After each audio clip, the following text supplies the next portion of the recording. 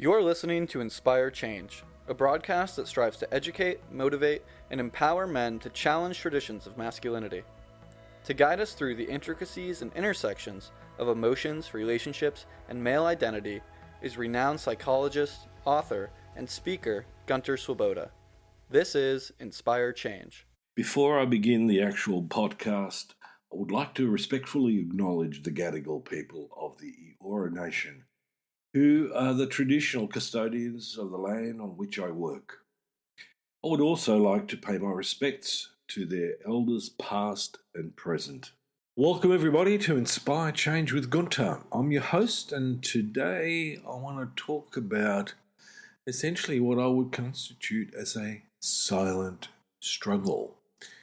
So what am I talking about? Well, what I want to do is I want to dig into the roots, the prevalence, and what we can do about men and loneliness. So let me begin to define what we're talking about. So loneliness is a common human experience which is characterized by feelings of disconnection, isolation, emptiness. Now, especially for men, social expectations surrounding masculinity can actually contribute to the profound impact of loneliness and alienation on our health. Okay, so loneliness fundamentally involves the subjective sense of disconnection. Now, if those of you who've subscribed to my channel, and if you haven't, please do, you will have picked up a theme that I've been talking about, and that is the importance of connection. Now, I've spoken about a friend of mine, Dr. Mark Williams, who's just recently launched a book called The Connected Species, which is all about fundamentally the importance of being connected. Now, alienation fundamentally refers to feeling estranged from society or from oneself, okay? Now, both isolation and alienation have significant effects on men's physical and mental health. There's no question about that. Now, the problem is that social norms, around masculinity mostly stigmatize men from expressing emotions, and that includes the idea that we're lonely. I mean, of course, we get together with the boys in the pub and we watch the Origin or the NFL, basketball, and we get pissed and, we have a good time. But the reality is, does that really constitute connection? Does it really get down to the heart of it? And my argument is not entirely. So, the first thing I think we need to look at is this issue about emotional expression and social expectations. Men are often encouraged by social norms to be stoic, independent, and emotionally self-contained. It discourages them from seeking help or even expressing feelings such as loneliness and alienation. So the lack of emotional expression actually leads to a build-up of emotional stress, and in a lot of cases even severe mental health conditions like depression, anxiety, and so on, self-harm in particular. So I want you to pay attention to this. Now, what's really interesting is that, and I have lots of stories about that, both in my own life and through my clients, where most men tend to rely really heavily on their romantic partners for emotional support. And they can feel really isolated when these relationships end. So separation, divorce, and death can really put most of us guys into a really bad place. The other problem that we as men often have is that we struggle to develop and maintain close friendships due to stereotypes and, again, social expectations around masculinity. Some of us even shy away from forming close relationships. So if we go back to attachment styles, it's not just about romantic relationships, but it could be also a lot of other relationships. So if I'm anxious or ambivalent about forming relationships, I am really going to be in a spot of bother here. So, what's it say about physical health? Now, there's been an absolute slew of studies that have linked persistent loneliness and feelings of alienation to a variety of physical health problems, like higher risk of cardiovascular disease, weakened immune function, cognitive decline, and premature death. The stress associated with chronic loneliness can also lead to an unhealthy coping mechanisms such as alcohol or substance abuse. Right? So we become, rather than dependent on people, dependent on what essentially is bad stuff. Okay, so if you're getting drunk every night, or at least sedating yourself every night with alcohol, pills, powders, whatever recreational or prescribed drug is on the menu, you got a problem. You need to check in. The problem again here with a lot of stuff that is related to issues around masculinity is that we continue to have a problem with men actually opening up and calling it for what it is. Right? We are often really reluctant to just put our hand up and go, I need some help. I'm feeling really lonely, I feel anxious, or I feel depressed. And the three often go hand in hand. If you've got social anxiety, you're not really going to rush out and meet lots of new peoples or even get onto Tinder or RSVP for a date. You're going to look at it longingly, perhaps, but will you take the action to engage to alleviate your sense of loneliness? Now, the other problem is that a lot of us as men can actually feel lonely in relationships. I know that seems like an oxymoron, but it's true. And in other podcasts, in the following podcast that I'm going to do on this topic, I'm going to explain a little bit how that mechanism works.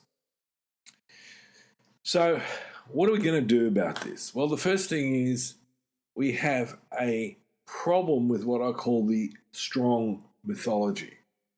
And that is when generally we as men think of strength, we often picture someone who is tough, resilient, and unyielding.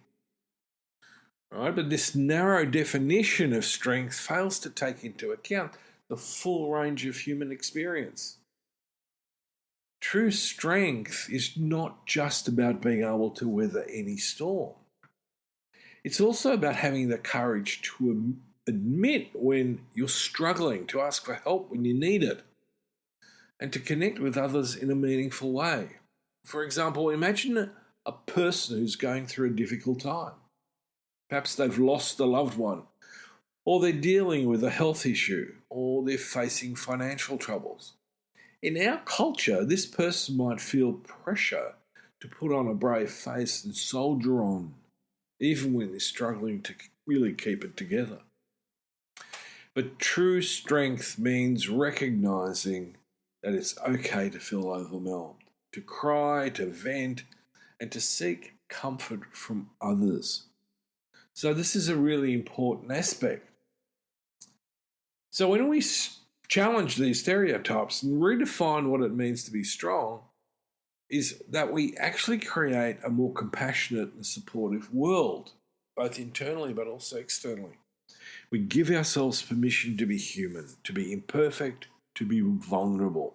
More importantly, it's also about being more flexible and more adaptable, because that's really what's going to give us a greater degree of resilience. So in addition to canning, the issue about being strong, I think what we need to do, like many things like aging and so on, is that we need to promote open conversations about mental health, encouraging the development of strong social connections and creative supportive environments might just be some of the ways we can address this issue. So I've seen over the last few years the absolute booming of men's groups around dinner, about all sorts of different contexts. And I think that's really fantastic. But again, one of the things that we as men struggle with is continuity and persistence. I've watched, in the first wave of the men's movement, men becoming really, really enthusiastic about doing something about, all the issues that we face. And 2 or 3 years later, the various support groups and so on have collapsed. We just, suddenly back to where we started from. So it is an issue. It's really, really important that we collectively sit together. So here's a couple of things. We as men need to remember that we're not alone in our loneliness. And when we're open about our feelings and about seeking help, we can empower others to do the same. So fundamentally, we can break this stigma around men's mental health and build a more compassionate society. All right? So how does that society look? Well, it actually looks like men taking ownership for forging their own relationships. One of the things that I often find really it's beyond amusing in a way, it's actually at times irritating, is that when men get into, longer term relationships with women, we leave it up to our partners to manage our social life. Right? So, there are obviously some problems with that. So when she's gone, we're down in the dumps because not only have we lost her, but we've usually lost a whole network of people that we used to socialise with and do stuff together. So it is fundamentally important that we take ownership. We are responsible for our own well-being. Don't delegate it to your partner, who in that instance will be treating like your mother, who arranges play dates for you. Right? Your partner is not your mother. There is nothing as unsexy as having a surrogate mum in your bedroom. Skip it. I don't like the term man up, but in this instance, it's about be a man and take responsibility and don't delegate it to somebody else, either because you don't have the time, which is often a really good excuse, or you can't be bothered at the moment, or you sidetracked, or you have the excuse, oh yeah, but we get together once a week for beers, or we cycle together or run together or whatever it is. I would challenge anyone to look at the depth of the emotional relationships in those groups that are focused purely around sport and alcohol. Yeah, sure. A lot of us, as we get a little bit more titsly, are going to open up more emotionally. But that's not healthy. Don't use alcohol as opening up your heart. Half the time you might even say things that you later on regret, right? The frontal lobes go on hold. We get more impulsive. And if someone says anything that pisses us off, then we're going to have a tendency to react badly, aggressively, or in some instances, we resort to a good fight.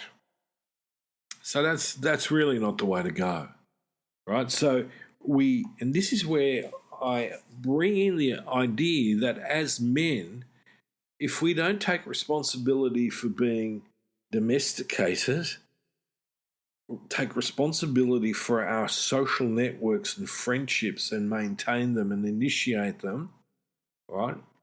Then we're not acting as an adult. We're still waiting for mummy to bring up the play date, right? Or let daddy take over and guide us into the right direction. We need to stand on our feet.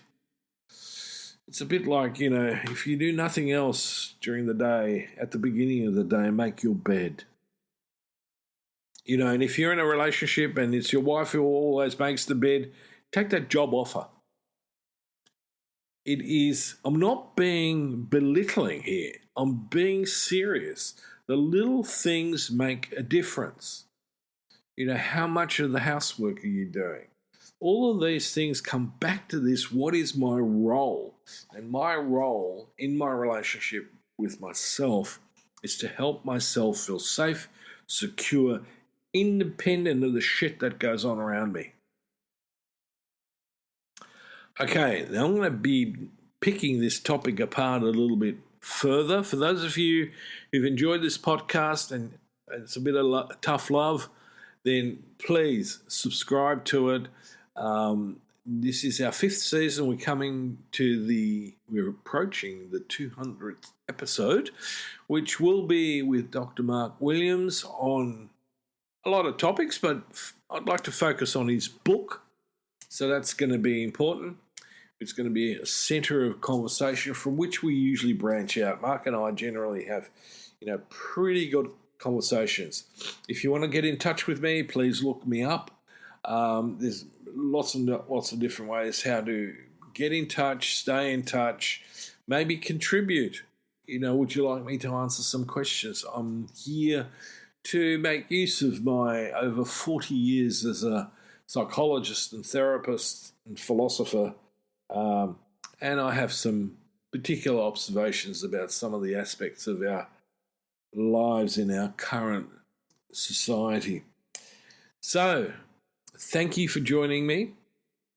And this is your host, Gunter, reminding you that you need to reach out and that is a sign of strength, not weakness.